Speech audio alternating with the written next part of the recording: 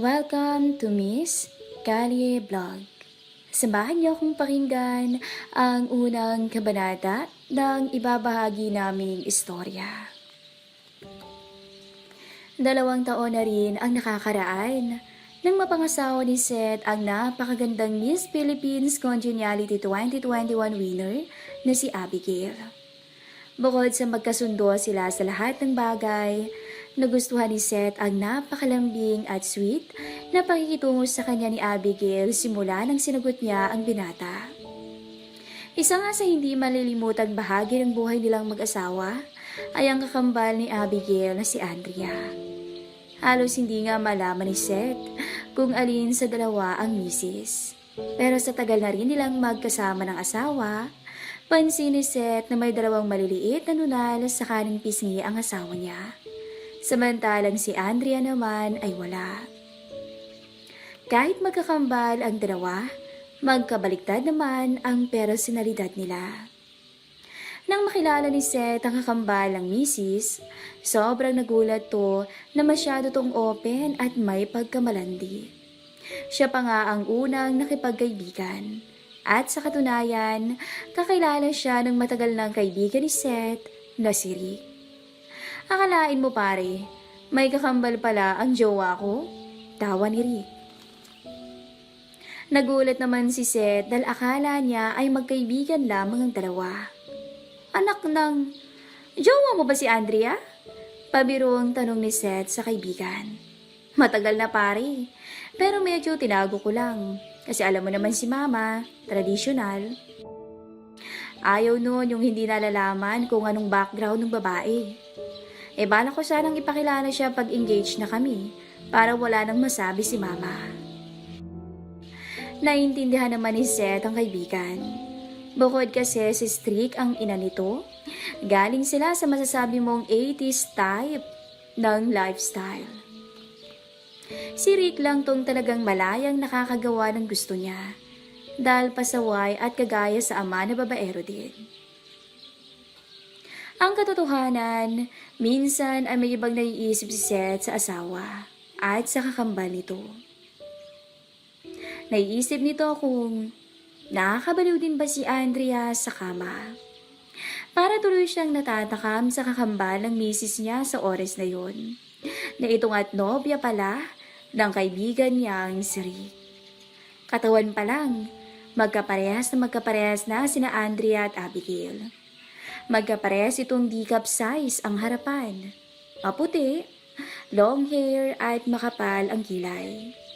May kaunti kasi silang lahing American at sadyang namanan ng dalawa.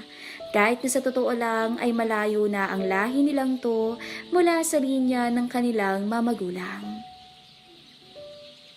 Isang araw, namataan ni Seth na nag-uusap ang kambala sa beranda ng bahay nila. Pinatira ni Seth ang kambalang asawa sa bahay nila dahil naaawa to at palagi nilang pinapagalitan ng kanilang mamagulang dahil walang stable na trabaho si Andrea.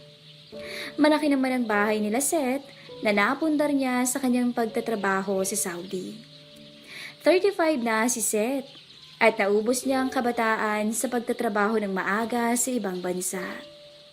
20 anyos pa lang siya ay kinailangan niyang pumunta ng Saudi para maitaguyod ang pamilya. 23 years old naman sina Andrea at Abigail. Parang seryoso yung pinag-uusapan ng dalawa at tila may tinuturo si Andrea sa asawa.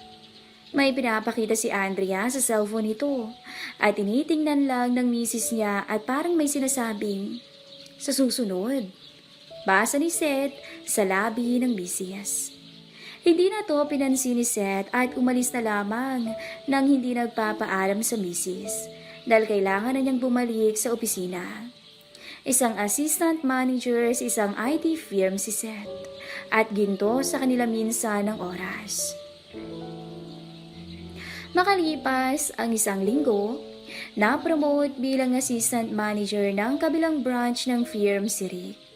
Matagal niyang inaasam na sana naman ay makatungtong doon dahil magli5 taon na siya sa kumpanya. Dahil dito, inimbitahan niya si Seth si Abigail at ang kanyang girlfriend na dumalos sa kaunting salo-salo sa rest house ni Rick sa Dasmariñas.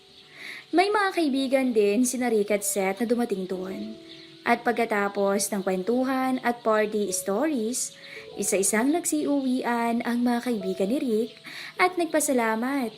At binati ng mga to ng congratulations si Rick, siyaka umalis na. Nakakabaliw na tong pandemic pare. Hindi pa ba ililift tong face mask? Nagpo-program tayo sa opisina pero naka-face mask pa rin tayo. Biro ni Rick kay Seth bago nag-offer ng isang whiskey. Kasalukuyan silang nag-uusap sa beranda. Parang hindi ko alam eh. Pero at least, nagkakaroon kayo ni Andrea minsan ng bebe time. Yan yung tawag nila dyan, di ba? Netflix at chill-chill din kayo. Napaka-80s mo talaga pare. Ngayon mo lang natutunan yan no? Tawa ni Rick bago nag-toss ng drink. Pero naisip ni Seth na tama nga naman ang kaibigan. Matapos mainom ang natitirang whiskey, nagpaalam muna si Rick sa kanya at naiwan siya sa beranda. Naisipan ni Seth na maglibot din muna sa rest house ng mga bilis. Naiinggit siya ng kaunti dahil sa totoo lang, ganitong rest house ang naisa sanang irigalo noon sa kanyang ina. Nasa kasamaang palad ay yumao na bago pa man niya sana matupad yun. Nasa probinsya naman ang ama niya at kahit na gusto ni Seth na pumunta siya ng Maynila para manirahan kasama niya, ninais na lang nitong doon na lang sa probinsya manirahan. Pasensya na ma, hindi ko natupad yung gusto mong rest house katulad nito. Mahina si kuya eh.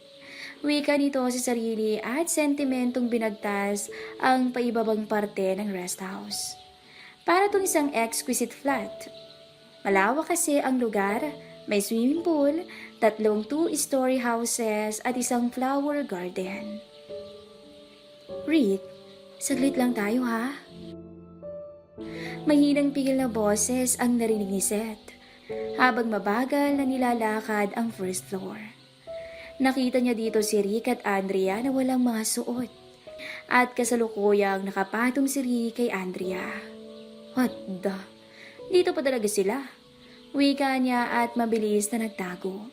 Pero naging curious kasi to dahil gusto niyang makita si Andrea. Gusto niyang makita ang kambalang misis niya na pinagsasawaan ng lalaki. Ipinuwesto ni Seth ang sarili para mapagmasdan mula sa bintana ng kwarto ang pangyayari. Dahil nagpaside ang pagkakahiga ni Andrea sa kama, malinaw sa mga mata ni Seth ang kalusugan ng harapan ng dalaga. Malalabanos ang kutis nito at pansin niya si Rick na sobrang nag-e-enjoy sa katawan ng magandang dalaga. Hindi makita ni Seth ang mukha ng dalaga dahil natatakpan to ng sariling buhok. Naririnig na lamang niya ang mga pigil na boses nito. Rick, please, stop na tayo. Pakiusap ni Andrea pero wala pa ring tigil si Rick. Ayaw pa ring paawat nito. Halatang dala ng kaunting kalasingan ng binata sa nainom, kaya't para bang gigil na gigil to. Grabe, ang intense naman. Wika ni Seth sa sarili at umalis na lamang sa lugar bago pa siya mahalata ng magkasintahan. Time to go home. Sana ba si Han at aalis na kami dito? Hindi na kami magpapaalam pa sa kanila. Wika ni Seth sa sarili. Bumaba siya sa gate ng rest house at nakita niya si Abigail. Parang may kausap to sa cellphone. Maya-maya nang makita siya nito, ay agad nitong ibinaba ang cellphone. Han, hanggang dito ba naman naka-face mask ka pa rin? Biro ni Seth sa misis at sinaya niya sana umalis na sila at umuwi. Hindi na natin hihintayin si Andrea? Tanong nito. Andiyan naman si Ricky. Siya lang maghahatid. Palusot niya. Sa bagay. Sige, tara na Han. Aya pa ni Abigail sa asawa. 1.5 oras ang biniyahin nilang mag-asawa bago nakarating sa bahay. Sabi ni Abigail ay napagod daw tong kausapin ang ibang kaopisina ni Rick na batchmate naman niya noong high school. Ang dami-dami daw tinatanong. Han, una na ako Hintay na lang kita sa kwarto. Wika ni Abigail. At habang inaakyat niya ang hagdanan sa second floor, ay inalis naman ito ang face mask. At may isang bagay na napansin si Seth sa asawa. Parang wala ang dalawang nunal sa kanang pisngi ni Abigail. Napaisip bigla at kinutuban si Seth. Tsaka ito umiling at iwinaglit ang masamang hinala. Abangan po natin ang susunod na episode ng ating story.